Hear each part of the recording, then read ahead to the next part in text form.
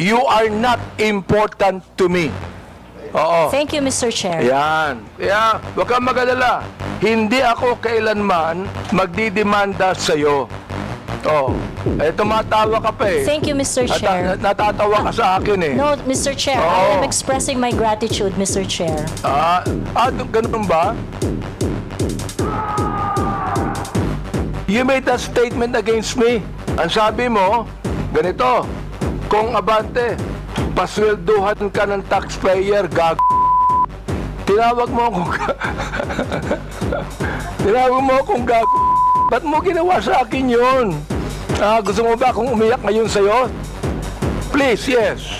That is part of my freedom of speech, Mr. Chair. Oh, is that right? Yes, Mr. Chair. So your freedom of speech is to tell a person that he is freedom of speech ba yan?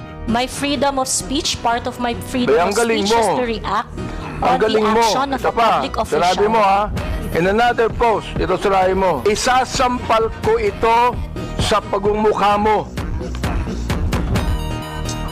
Is that still freedom of speech? Yes, Mr. Chair. Ganon. If I tell you right now, sasampalin kita, freedom of speech yan. That's part of your freedom, Mr. Chair. Pag sinampal kita, hindi na freedom of speech yan. Of course, sir, it's overt Hindi action na. already. Ang galing. Mahusay ito. Ang sabi mo, I'm going to be hindi ko masabi to Mr. Chair F-U-C-K-E-D, prepared. Mr. Chair, I cannot intelligently answer if I do not know when the post was posted.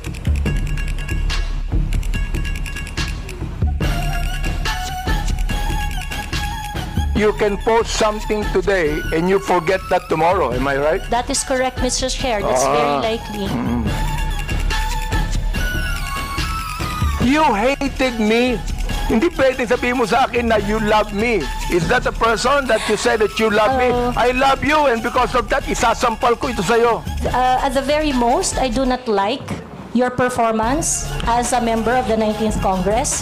But hate is such a powerful word. Mr. Chair, if you think that you are violated by my exercise of my freedom, you would have your right and No, in court. don't worry.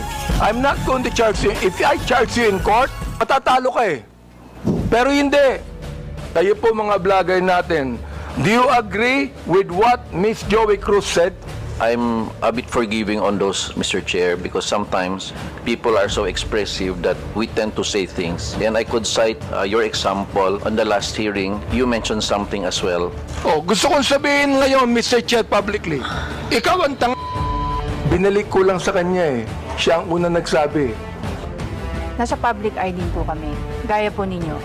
So, whatever content or opinions that we also post online, nakaka-receive din po kami ng mga gaya ninyo na masasakit na salita. Kaya naiintindihan po namin kung saan din kayo nanggagaling. However, ang difference lang po natin, ang atake sa amin personal, ang atake po sa inyo, on your official function. Hindi ako binabas ng sino man bago ang Quadcom. Bakit kaya? Di ba? Share if I may. Hindi ako nababas eh. Ngayon lang talaga.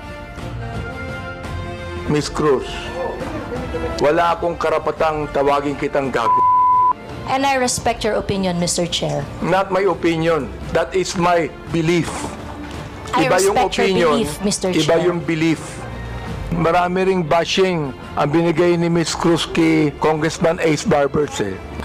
Mr. Chair, I would just like to inform the court that there is a pending action that I have against Ace Barber. So I would like to invoke the sub judice rule on that matter. Wala namang kasong pinail eh.